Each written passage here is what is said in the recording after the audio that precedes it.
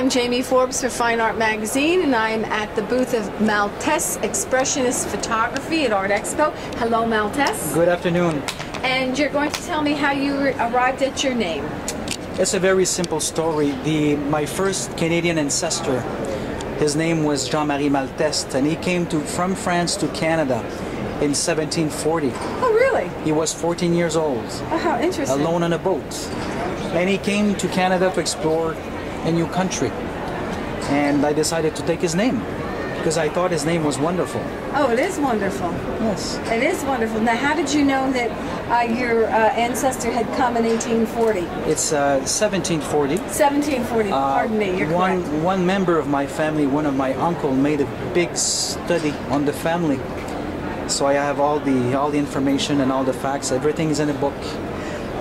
Fascinating. Is that what gives you such a feel for your photography, which is very imbued with the essence of nature?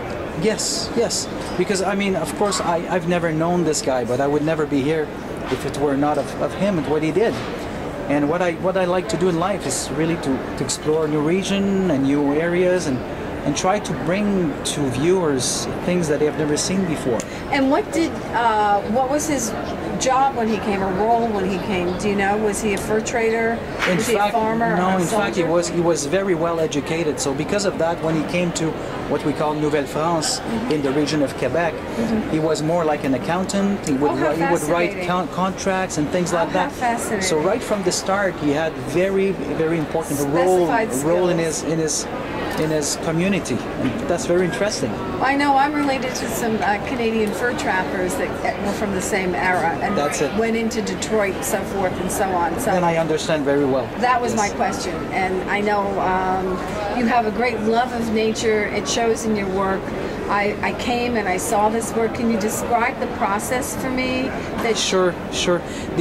Like with any type of picture, what's most important for me is the location, the place where I want to go, the image that I want and I need to capture. Usually I will study way in advance where I want to go, and it's always a long study where I use map and I use my GPS and I know exactly where to go for nice sunsets or nice sunrise. And I would spend hours just looking for the right place because, I mean, as what's written on top here, what I look is I'm always in search for the sublime. That's what I do. Okay, I'm always in search for the sublime. It could be for landscape, for wildlife. That's what I'm looking for. I want to bring out pictures that are very unusual.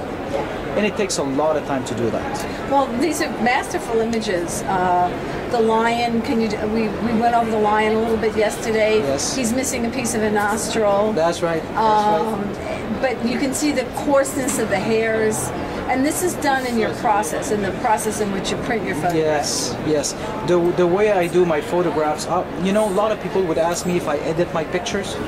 And the answer is yes, and everybody does it because of course you have because the reality, you can have a very high quality camera, it will never capture all the essence, the soul, the moment. It will not capture that. So the job of the artist like myself is to try to bring back in the picture what's missing.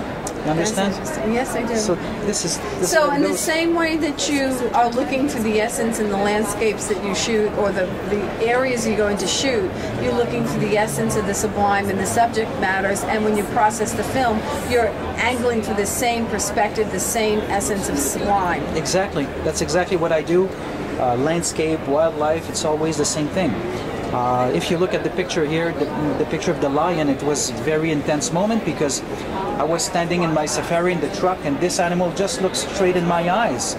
And I felt strange because I could, just by the way he looked at me, I mean, there was intelligence there. A connection. Oh yeah. You made a connection. Oh yeah. When I saw this picture yesterday, that's what made me want to come back and talk to you on film, because this lion has something to say. He's thinking, and you've caught the vision of his thought in your process. And to me, this is the most remarkable photograph I may have ever seen. It's like capturing a chimp, but you got the lion, not the chimp. Yes. And this is a different animal altogether, so to speak. Very impressive. Very now, impressive. what is this? Because I enjoyed this.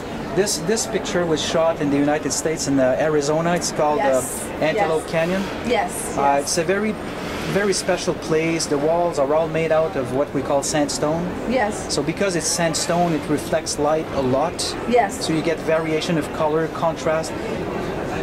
Just to be there, it's like you're standing in the church, the serenity and everything. Yes. And to bring back again that type of feeling in a picture, that's what I wanted to do with this one.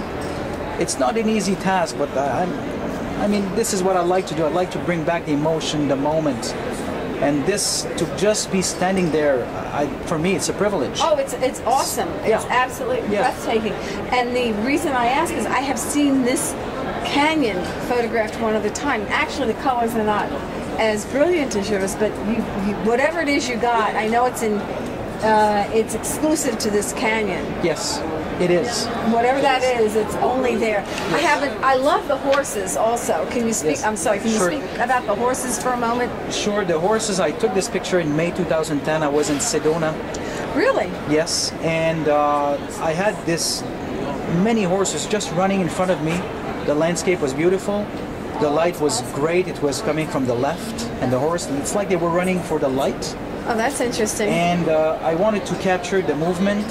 So if you look behind the horse, you see it's moving. It's moving. You see you see the energy and the movement in the horse. But if you look at the horse itself, it's pretty frozen. It's there. The eye is in complete focus. Yes, and that was pretty difficult to do a picture like this one. I can't imagine. But again, I mean, I repeat myself. My job was I'm trying to bring back that moment, the energy of the animals and everything, and the color, the vividness, the contrast. It looks like he caught you. He caught the glimpse of you. It looks as if he's cognizant that you're there taking the photo. He knew exactly I was there. But you got that in his eye once again, which to me is remarkable. Yes. So you have an affinity for animals, and they feel this. That's for sure. Because when you take a shot like this one, you need to anticipate the moment. They're running so fast. If you don't do that, forget it. So you're intuitively in the zen in the now, and you're moving in that space, and you capture the image. Sure. Oh, that's very interesting, like a warrior. A little bit, yes. Yeah, like a color warrior. I would say. Color and light warrior. In fact, somebody calls me an image hunter. Oh, that's interesting. That's interesting. Oh, that is interesting. Yes. So let's just touch on the landscapes because they're so outstanding. These pictures here? Yes. Okay. I took these pictures about 5 hours driving distance from my home. Yes. The two top pictures are on an island. The name is called Green Island, l'île verte in French. Oh, okay. And it's a very, very narrow, long island. You don't have a bridge. Only one road. Very quiet. Oh, that's interesting. And there's again, no people, really. Very few people. And I knew that this place was really beautiful.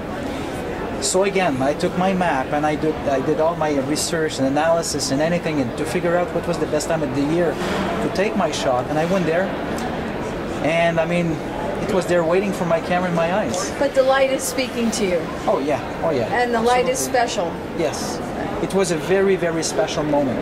Yeah, the light is speaking. Very interesting. So you hear the color and the light.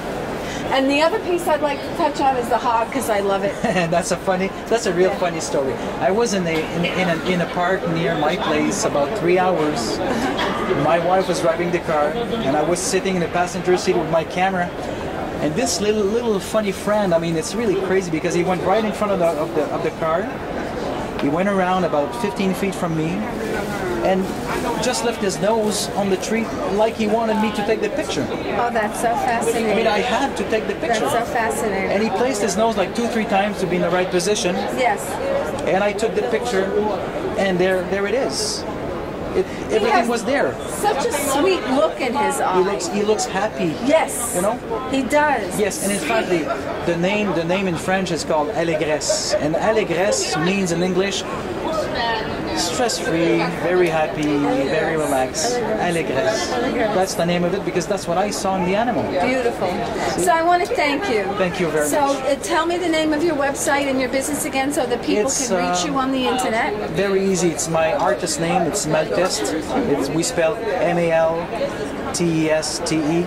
So the website is www.malteste.com. And from there you'll find the email address, lots of information, what I do. Thank you so much, Malteste, for your time and talking to me. Thank you. I'm Jamie Forbes. I'm at Artexpo, New York, 94th Street Pier. Thank you for watching.